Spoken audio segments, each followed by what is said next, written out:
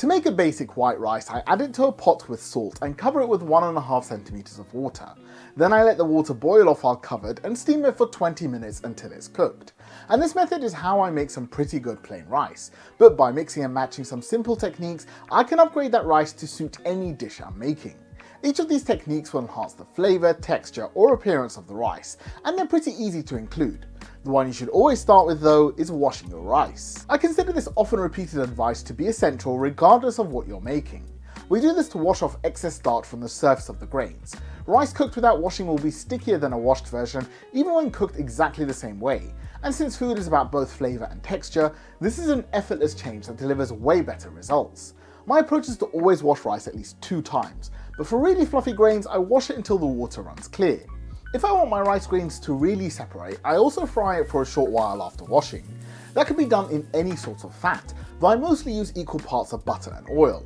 Frying rice makes the remaining starch on the outside of the grains less sticky, so it fluffs up better when cooked. You only need to fry it until the rice becomes fragrant, which takes about 60 to 90 seconds. It also has the benefit of bringing out the nutty flavours of the rice, which usually don't show if your rice is just boiled. But the rice isn't the only thing you should consider frying, because frying some spices before the rice will add a ton of flavour. You can add spices to rice without frying them, but heating them first will wake up their aromas, making them more flavourful, and the fat you fry them in will absorb all of their flavours. Charlie Anderson goes into detail on why the fat is so important in his video, along with some other good rice techniques. And for this technique you can really use any spices that complement your dish. My most common ones are cardamom, cloves, bay leaves and cinnamon. However, for a spicy rice, consider some chilies, cumin and garlic. Some spices like turmeric and paprika can also help colour the rice, so consider using them to make it look more interesting. And this frying stage is where you can really play with things because it doesn't just have to be spices. One of the simpler ways I add flavour is by sauteing diced onions until they are softened or browned. You can also do the same thing with tomatoes or any other vegetable that cooks quickly. For vegetables that take a bit longer, pre-cook them by frying. You can also intensify the flavour of the rice by including some of the oil you cook the vegetables in. This is one of the best uses I've found for leftover shallot oil if you ever make crispy onions. Of course, this technique also works with pieces of cooked chicken or fatty mincemeat, which will add a ton of flavour to rice as they cook. Beyond just flavour, things like meat and vegetables add contrast, which makes their texture more interesting. That is why in the Middle East we often mix other carbs into rice. My favourite one is vermicelli, which is a thin pasta we mix into rice, and this is sold as rice-a-roni in the United States. We fry vermicelli until golden and then add the rice and fry that, then cook it as normal. The result is a rice dish that has a fun texture between the long thin noodle strands and the fluffy grains of rice. In Turkey they often do the same thing with orzo pasta instead, and the result again gives you 2 complementary textures.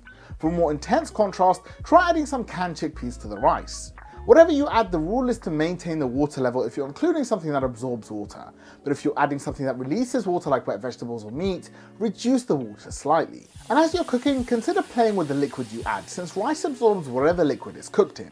If you cook your rice in stock, it will absorb that flavour, so chicken, beef or vegetable flavour can easily be added to rice using different stock cubes.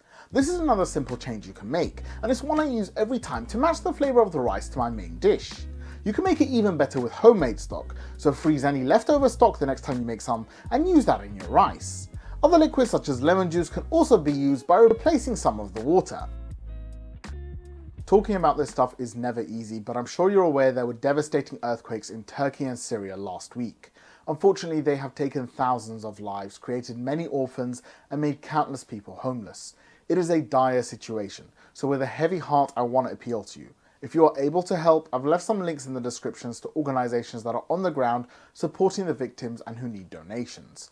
Thank you for caring. Once you have cooked your rice, you definitely want to fluff it up for the best texture, but don't just attack it with a spoon. Use a fork to scrape at the surface of the rice, peeling it back one layer at a time. Once you get a bit deeper, you can be a bit more aggressive, and then for the best results, let it steam again for a few more minutes with the lid closed. This should give you super fluffy grains of rice that separate nicely. If that style of rice is your thing, then try cooking rice the Central Asian and Persian way. Fill a pot with loads of boiling salty water, then add some long grain rice and parboil it for just a few minutes like pasta. Once the grains have softened to an al dente texture, drain off the water, then make a pyramid with the rice. Poke some steam vents into the pyramid and then cover your lid with a cloth and let this steam for 40 minutes. This technique gives you crazy fluffy rice that can't be beaten. It's also the best way to cook rice in bulk, or if you want to make a layered rice dish, as there's no guesswork involved in how much liquid you need to use. When you get to the serving stage, it's all about making the rice stand out. Saffron and some other strongly flavoured and coloured spices can be steeped in hot water to make a spiced liquid. Then you just mix some cooked rice with that water to colour and flavour it. Layer on top of plain rice to make a brilliant looking two-tone rice that is also packed with flavour. As for garnishes, my favourite ones are fried nuts of any sort. Pine nuts and almonds work amazingly for this, and all you do is fry them for about 30 to 60 seconds until they're golden. That adds a wicked crunch to a pile of rice. Alongside those, I love to add raisins and sultanas. I steep these in boiling water for about 15 minutes, then you just sprinkle them over the dish. They give the rice little pops of sweetness, which is perfect when you're serving it with something really savoury and meaty. If you want your meal to be extra meaty though, you can also garnish the rice with any sort of cooked meat. Of course, the regular garnishes of herbs and pomegranate seeds also work wonders for the appearance of your rice. All of these techniques can generally be applied to any rice, so don't feel afraid to experiment and make something new using your favourite flavours.